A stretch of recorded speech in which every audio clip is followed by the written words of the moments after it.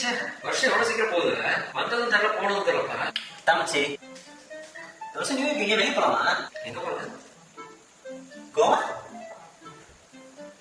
கோவா காசு கடன் கட்டிட்டானே.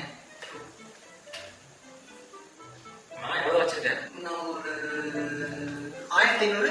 1500. கோவா. ஆமா. நீ எவ்வளவு வச்சிருக்க? ஒரு 700.